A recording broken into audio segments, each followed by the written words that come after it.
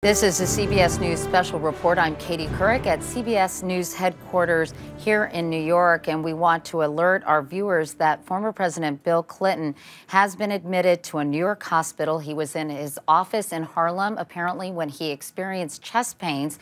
He was admitted after feeling discomfort in his chest, and it's what some of his aides are calling a precautionary measure.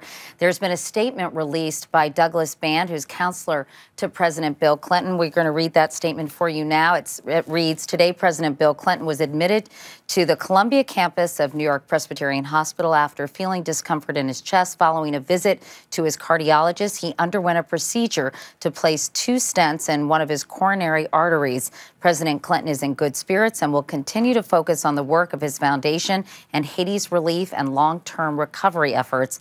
In 2004, President Clinton underwent a successful quadruple bypass operation to free 4 blocked arteries. We're told that his wife, Secretary of State Hillary Clinton, has left Washington, D.C. so she can be with her husband again. President Clinton has been admitted to New York Presbyterian Hospital here in New York City and has gotten 2 stents after 5.5 years after his open heart surgery, his quadruple bypass.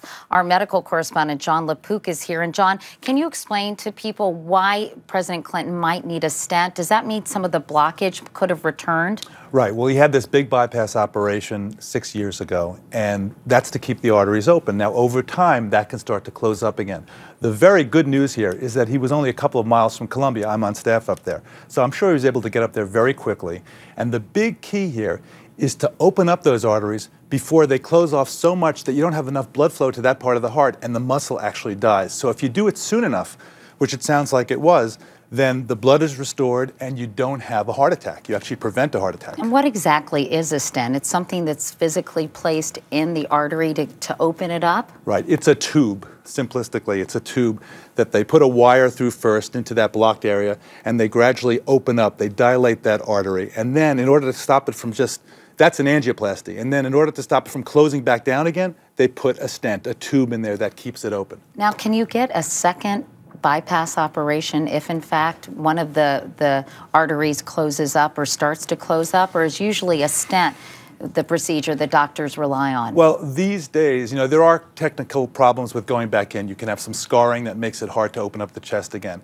And one of the nice things for him is that Columbia, I have to say I'm on staff there, but it is a world-class place in terms of treatment of heart attacks and stent placement and bypass. So if he goes in there quickly enough and they're able to just wind a little tube up and put it in that part of the artery that's closed, and that's so much better than doing a big operation and opening up the chest again. And the chest pains that he experienced indicate that there was a lack of blood flow going to the heart, possibly? Again, well, yeah, we're sort of going by the seat of our pants here, right? There are lots of things that can give you chest pain, but assuming that the chest pain was because there was too little blood flow to that part of the heart, then yes, you have too little. It's the way that your heart says, hey, I'm in trouble here. That's a symptom, and thank goodness you're able to have that symptom and that time to get the right procedure done to open up that artery to restore blood flow. And it really is remarkable. Even when I was in medical school 20, 30 years ago, people who had this kind of situation came back in and they had their other heart attack. Now we go in, we do the procedure, we see what's going on, and the fact that you can even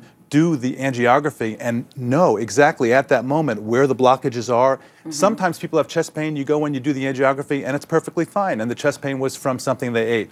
So these days you can go in, find the blockage, and open it up again. So in terms of statistics here, I'm optimistic. All right, Dr. Jon LaPook, thank you. And as we said, a statement by Douglas Band, the counselor to President Clinton, said, in fact, he was in good spirits after undergoing a procedure to place 2 stents in one of his coronary arteries. Again, the president had open heart surgery, a quadruple bypass operation to free 4 blocked arteries about 5.5 years ago. There will be much more about President Clinton's condition on your local news and, of course, on tonight's CBS Evening News. Until then, I'm Katie Couric, CBS News, New York.